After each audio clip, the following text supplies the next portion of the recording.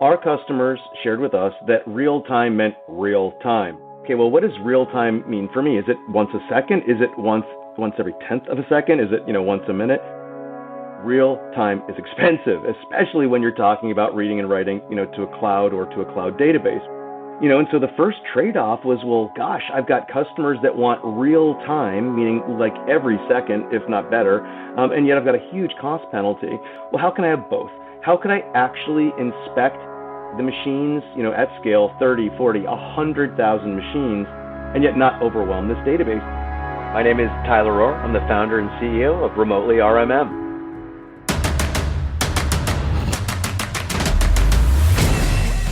This is Code Story, a podcast bringing you interviews with tech visionaries who share in the critical moments of what it takes to change an industry and build and lead a team that has your back.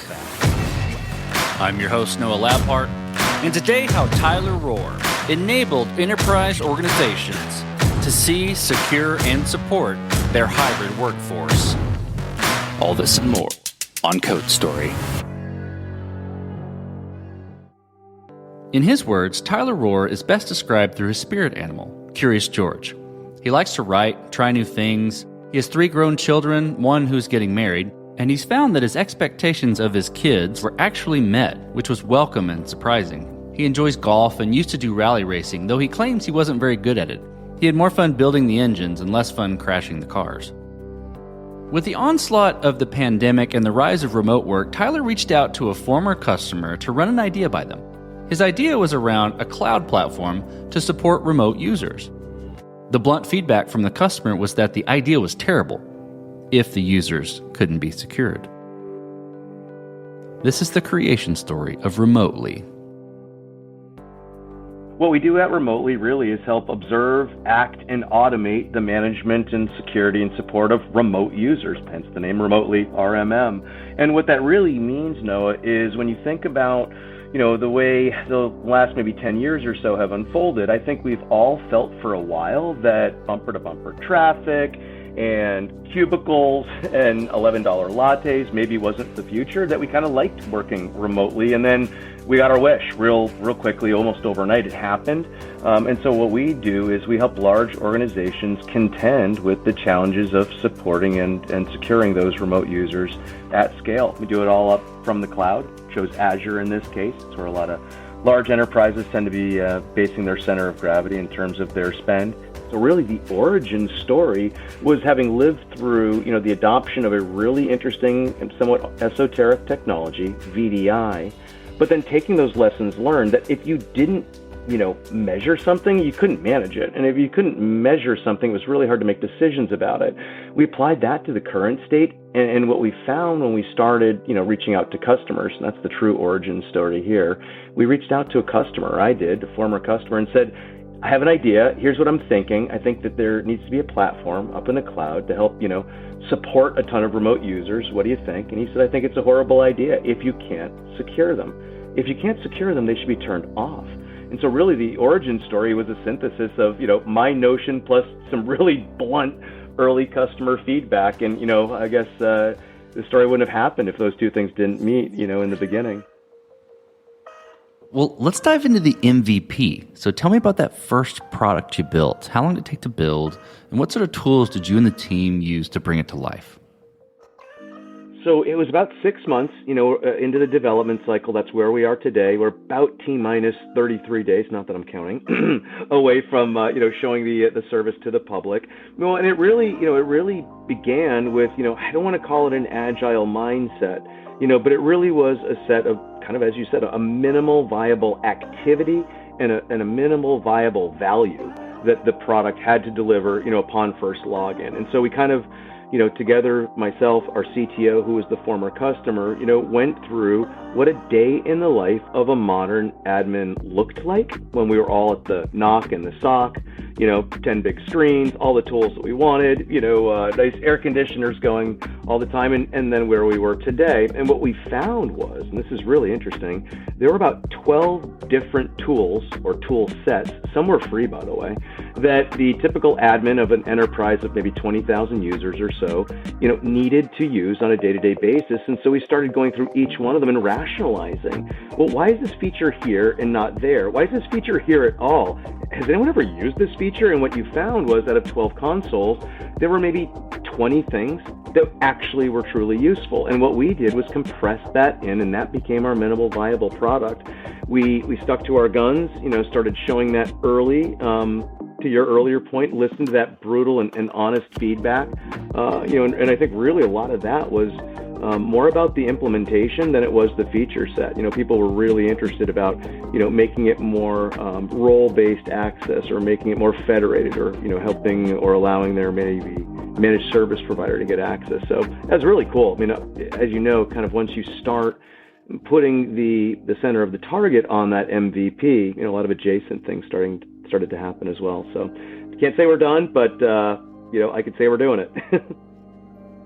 With any MVP, you've got to make certain decisions and trade-offs, and you alluded to some of those about, the sock and the knock, and the stories around that, and how you built the product and securing it, that blunt feedback. But dive in a little bit. I want to give open space to hear about those decisions and trade-offs you had to make, and how you coped with those decisions. Well, I'll give you the most recent one, which was our I guess I'll call it our inspection interval. Our customers shared with us that real time meant real time, right? And so everyone kind of needs to take a step back here and say, okay, well, what does real time mean for me? Is it once a second? Is it once every 10th of a second? Is it, once a minute? And so one of the very quick or very early design constraints was real time is expensive, especially when you're talking about reading and writing, to a cloud or to a cloud database. We, in this case, chose Cosmos DB up in Azure, very performant, very scalable, not exactly inexpensive, and so the first trade-off was, well, gosh, I've got customers that want real time, meaning like every second, if not better, and yet I've got a huge cost penalty, and so I think one of the early trade-offs, which really became an architectural one, which was, well, how can I have both? How can I actually inspect the machines, at scale, 30, 40, 100,000 machines every second, 2 or 3, and yet not overwhelm this database? And the key is, from an architectural standpoint, we built in a stagger.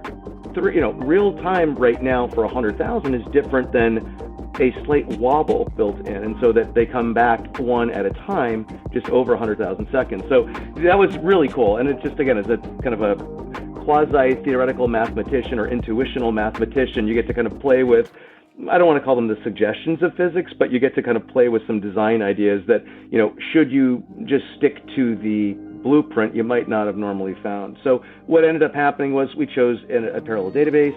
We write to it first, and then use kind of the most important higher priority data, in the more expensive data tier. So again, just a fancy way to say we chose tiering in the end. But it was cool how you end up finding those solutions. This episode is sponsored by Vanta. You're a startup founder. Finding product market fit is probably your number one priority. But to land bigger customers, you also need security compliance. And obtaining your SOC 2 or ISO 27001 certification can open those big doors. But they take time and energy pulling you away from building and shipping. And that's where Vanta comes in. Vanta is the all-in-one compliance solution helping startups like yours get audit ready and build a strong security foundation quickly and painlessly. How, you ask? Vanta automates the manual security tasks that slow you down, helping you streamline your audit. And the platform connects you with trusted vCISOs to build your program, auditors to get you through audits quickly, and a marketplace for essentials like pen testing. Join over 8,000 companies, including many Y Combinator and Techstars startups who trust Vanta. Simplify compliance and get $1,000 off at vanta.com/codestory. That's VANTA.com/codestory.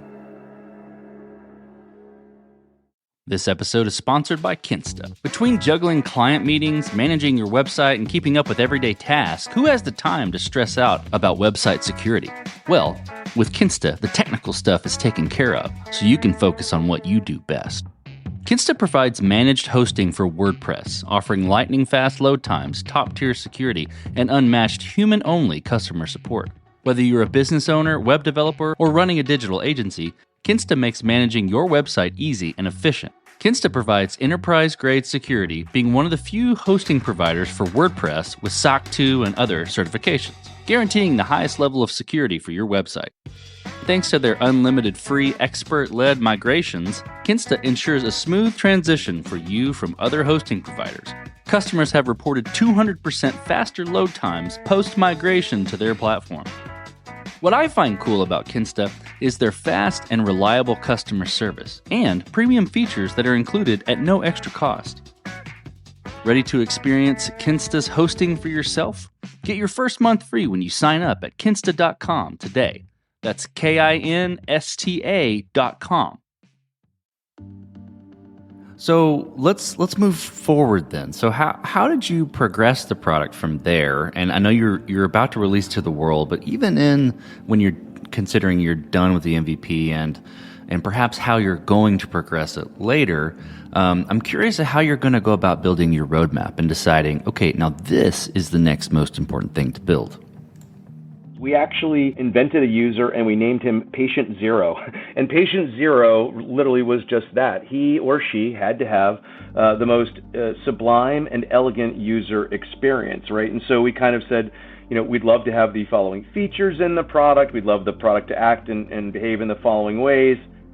However, what is the impact on Patient Zero? And so what you really ended up doing was, again, it's a lot of compromise, and I think that's probably another one of the big C words, aside from curiosity, would be compromise that we had and found in this organization. And one of the neat things, though, was when it came to roadmap, we didn't really have to. Here's what I mean by that. We compromised as a team, and we made some really elegant trade-offs, to ensure that user experience was always, supreme, and really, ensuring high value. But when it came to the roadmap, we kind of said, all right, so clearly there are competitors out there, and we could do what they did, and we'd probably get some of what they got. However, what if, pun intended, we went back from our brutal and honest feedback from our customers and asked them bluntly, what are we doing wrong? What would ever cause you to stop using this product? And would there be an answer to that in which, we would find some very interesting, inspiration or new innovation? It turns out, that we did. We started getting really, well, this is, again, even during the minimal viable product, I'll call early beta, early alpha, show and tell stages, we started getting some feedback, which was, hey, from a roadmap perspective, what are you doing about phones, watches, and wearables? We said, well, what? And they said, well, you're dealing a lot with Windows-based PCs. Most remote users, pun intended, have some kind of a phone. It's an iOS, it's an Android, maybe it's a tablet. They also might have a watch, maybe it's a Fitbit, maybe it's Wear, maybe it's also from Apple. Any plans to incorporate that, into your security and support fabric? So, hint, hint, yeah, that's a good idea. And so I think that's the other interesting thing, too, is to be unafraid to take a roadmap that maybe you or we thought was, going to be, the next maybe 2 to 3 waypoints on the map, and change it a little bit, or incorporate or compromise in, not compromise away from, but compromise in some of the, innovation that your customers might be sharing. I think that we're also, I'm going to steal a line from Google, and I guess because I said that, I get to, which is we're going to try to make decisions quickly, but if they're the wrong ones, we're going to unmake them just as quickly. I heard them say that once. I always thought that was just a really, really cool way to build software, which is be unafraid to make a decision, but if you can validate it's the wrong one, unmake it. In other words, don't catch a falling refrigerator. Something like that. I like that. Well, let's switch to team then. So tell me how you went about building your team, and what did you look for in those people to indicate that they were the winning horses to join you? Well, I'll start with what I looked for, and then I'm actually going to share what I found. So I looked for a definition. I thought that there was definition of each and every role that I would need to build this idyllic software company. And I found that it was really hard to find those exact right folks. What I found were masters of their craft. And what very quickly came to form here at Remotely was we were a symphony. We were each masters of our instrument. We each knew our craft, whether it was marketing or ops or the the gal that runs contracts, or my controller, or the folks in marketing, or the original sales or channel folks that we brought in. And really my role was just to be an orchestrator, a conductor, if you will, of that symphony, which was really interesting. A lot of folks have joked around like, well, gosh, what are you, starting an old folks home for tech entrepreneurs? And I kind of jokingly say, sure, it's kind of what we ended up being. We have a number of very seasoned veterans who are, again, masters at their instrument. And then we've got some really cool young proteges who are willing to learn quickly and, again, are kind of unafraid to make mistakes. Now, it's funny, with a name like Remotely, you would probably suspect we were, scattered all over the globe, and we are to a degree. We do have some large overseas development contingency and presence up and down, the East Coast.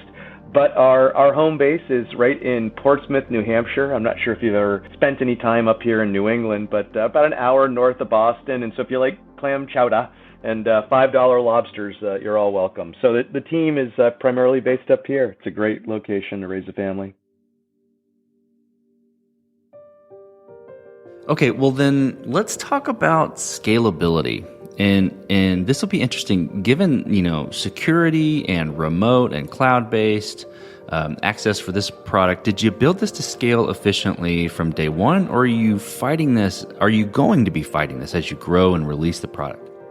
A hyper-productive question. And the reason it's hyper-productive is that in our world, there's a second phenomenon happening. Not just are people wanting to, go remote or not go into a primary office.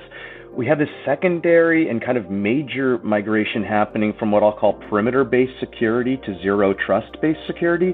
So to answer your question, we not only needed to anticipate and try to build each one of the service components for scale, we also had to build it in a way that was kind of zero trust first, that you had to already assume an architecture that, could deal with and overcome and sustain breaches or different attacks.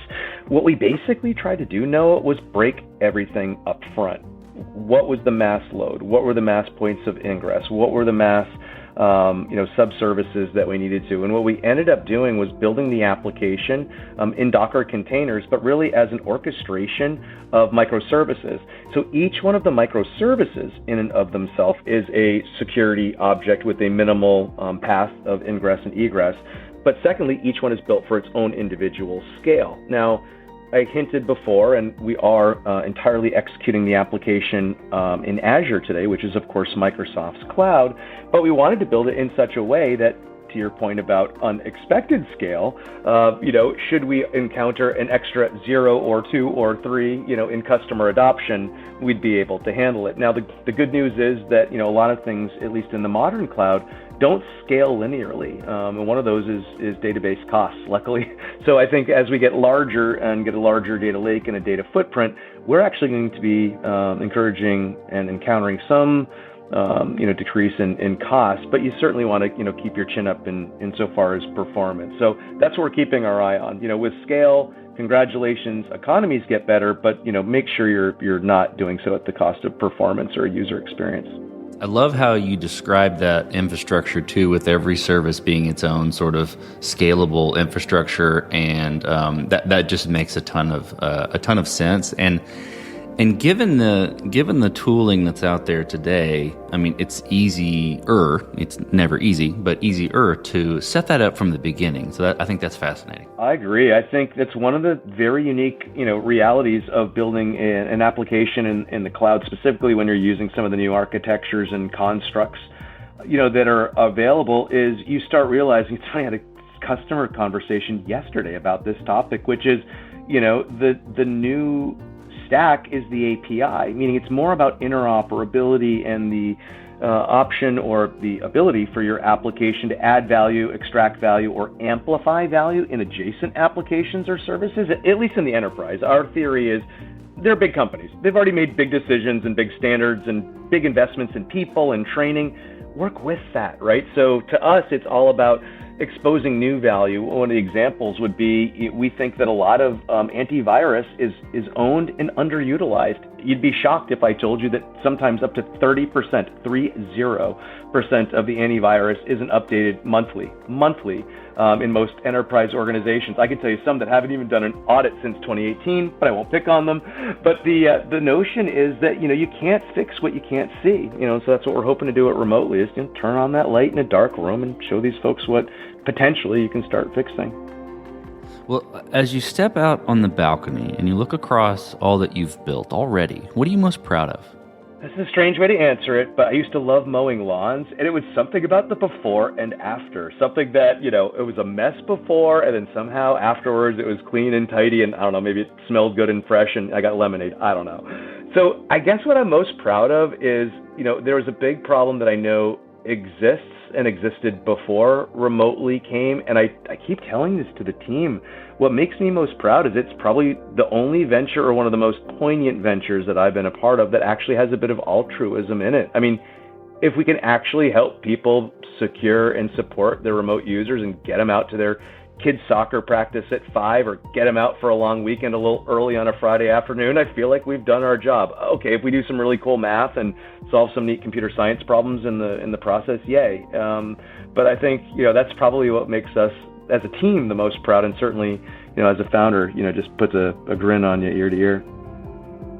Well, let's flip the script a little bit. Tell me about a mistake you made and how you and your team responded to it. I think one was we had, I'm going to call them vortices of negative energy. That's all I'm not going to pick on anyone personally. But what you realize, early on, is that vortices of negative energy, kind of like black holes, can suck a lot of really good ideas and energy into them. And it was a hard decision for us to make. We had, in 9 months, we had a few different, opportunities where we had to make some tough decisions and see team members depart. I think I look back at those, and I think it was a mistake. It probably was a mistake just not being the right fit in the beginning. And I've got to bear some of that responsibility, as a founder. So, I think probably, one of the mistakes, if I was to summarize it, Noah, would be moving a little too quick. You move quick, you say yes maybe a little bit before you wanted to say yes to either a decision on a team member, or maybe a piece of technology, or, something else. And again, going back to that Google rule, you got to be able to unmake those decisions as well. So it's tough, but that's definitely, a mistake that I think I've made. From a team perspective, one of the very interesting things I was probably most proud of is we chose one CRM, got really deep to the point where we're giving demos to our internal team on that CRM, and then unmade the decision. They basically came to me and said, I ran a yellow light, please don't give me a speeding ticket. But here's what happened, and here's how I'm fixing it. And I said, problem solved. That was the other joke. We pay for speeding tickets here remotely. We don't pay for parking tickets. I thought that was a cool one too. I haven't fully decided what that means, but it sounds neat. Well, so you're releasing in 30 days, and so this question in the short term will make sense or will be clear. But what beyond that, what does the future look like for the product and for your team? I've always been one of those entrepreneurs that was very hesitant to put the word cloud in my PowerPoint before I really knew what cloud was, and to put AI and ML in my PowerPoint before I really knew what artificial intelligence or machine learning was. What I'm excited about with this is because we are endeavoring to get a ton of information from endpoints by and through our agent, a ton of information through the Graph API, which we're reading through in Azure, and then a ton of information from the NIST CVE security vulnerabilities. We're going to have an incredible amount of information to start taking actions, triggers, and results based on, or to actually kick off routines. And so we're actually using Microsoft Power Virtual Platform and their Power Virtual Agents to integrate a little bit of machine learning. So we're going to have some intelligent conversation built into the platform. And I think I'm smiling, if you could hear it in my voice, because it's a real implementation. It's not just big math. This is truly a use case where, machine learning and artificial intelligence can actually enhance the user experience and, again, get admins out the door into their kids' soccer, little league practice, whatever they're into. So that'll be fun to see. That's about a year away. So we like to say we're in the business of observing first. Later on this year, we'll be acting, and then next year we'll be automating. So that falls under the automate category. Well, let's switch to you, Tyler. Who influences the way that you work? You name a CEO, a CTO, an architect, really any person you look up to, and why? I grew up in the 80s, and obviously during the 90s was in my college years. So I watched Apple from maybe a different purview than a lot of people saw it. I watched Steve Jobs get walked out of his own company. I watched the Gil Amelios. I watched the folks from Pepsi. I watched a lot of different folks come and go, before Steve kind of, came back. And really was that time that we all kind of got, the iPhone and one more thing. So, I've got to put Steve Jobs up there. The way he would tell stories, the way he would take, complexity and make it simple and consumable. And yet at the same time, you knew that there was just an immense wealth of data and validation to back up that simplicity. So I've got to give him, a huge head nod. Also, as a tech entrepreneur, he really started one heck of a software company, that to this day is still, I think resembles a bit of his personality and soul. From a personal perspective, if anyone has any extra time, there's some neat writings and readings out there by a fellow that's not with us anymore named Terence McKenna. And his brother Dennis, who is a really interesting mathematician. And I think that crossroads of, divinity, physics, and kind of what's going on are also just what, keep me going personally and probably what inspire a lot of what I do in software. So those are probably two names that I'd throw to the top of the list, Noah, although we just met, so I think our future's bright as well. I appreciate that. Well, we talked about a mistake earlier, but a little bit different spin. If you could go back to the beginning, what would you do differently, or where would you consider taking a different approach? I look at every startup, at least this is probably my fourth or fifth serious, one is almost the reverse chronology. And I think in the beginning, I always trusted, that there was something out beyond the headlights. If that makes any sense, and you were willing to go, fast and furious, just knowing that somehow the road would unfold itself. With this one, then I guess this is probably me doing it a little bit differently. So I guess I'm going to answer your question in a slightly adjacent context. We actually went out and raised the capital to take that future state, and kind of write the source code in reverse. If I had to do it again, what I would basically do is more of the same faster. I think that taking that long strategic vision of where do you want to end up and reverse code for that is great. And now I think I would trust myself, a little bit more to do that quicker. I was always, I don't know, at least as an entrepreneur personally, I've always found that I drive the car with one foot on the gas and one foot on the brake. It's not always a smooth ride. Sometimes you accelerate very rapidly. Other times you decelerate rather quickly. But I think that lessons learned, the way that I would do it is, trust myself enough that, take your foot off the brake. You've got a great team that surrounds you. You validated the product market fit. You've got a great minimally viable product and, a team and a channel that's supporting it. Trust in that. But gosh, it's still hard to let go of the reins. So I guess in the end, no, I'm still just a control freak. Hey, aren't we all? Right. Aren't we all? But I like the visual you placed there on keeping one foot on the gas and one foot on the brake. I think that's accurate. It is. And I think you've also got a car full of stakeholders. And so as much as I'd like to get to a certain destination or the ride to be of a certain quality or pace. You also have to be mindful of your passengers. That's probably another mistake I've learned, actually. I'm going to give another little addendum, which is, again, as a former race car driver and a fellow who has wrecked a few cars, I certainly have to admit that my pace of play and my pace of driving is a bit rapid, hence the speeding tickets, perhaps. But I think another mistake was, probably being a little bit more mindful that, with the other stakeholders, and you can't always be going 1,000 miles an hour. It's a lesson well learned. Well, last question, Tyler. So you're getting on a plane and you're sitting next to a young entrepreneur who's built the next big thing. They're jazzed about it. They can't wait to show it off to the world. Can't wait to show it off to you right there on the plane. What advice do you give that person, having gone down this road a bit? The best advice I could share is, as a 52-year-old, I've really probably been involved in quote-unquote business for 30 years, but the rate of change has accelerated. The variety, the velocity, the volume of net new ideas has has changed. I mean, it's increased incredibly. So I would tell that young entrepreneur that what you used to have an hour to get across to a customer or a prospect, you might have a half an hour, but you probably have 12 minutes. I think a lot of the way we need to tell stories and translate value and demonstrate that value is going to happen more rapidly. I mean, examples are happening to me almost every day. Maybe I'm looking for them.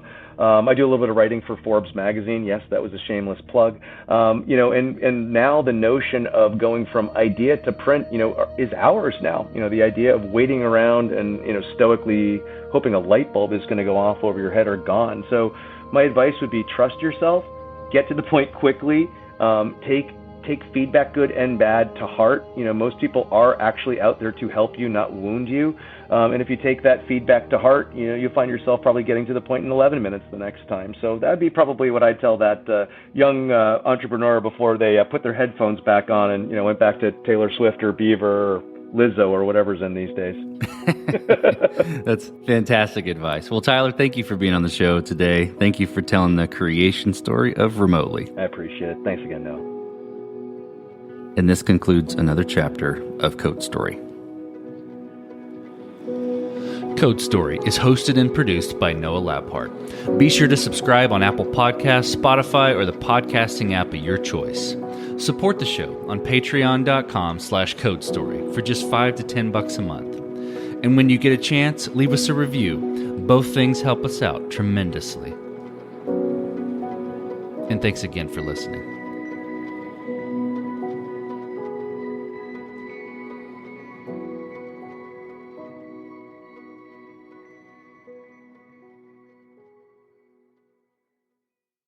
Now Taxes is 100% free when you file in the TurboTax app if you didn't file with us last year. Oh, yeah?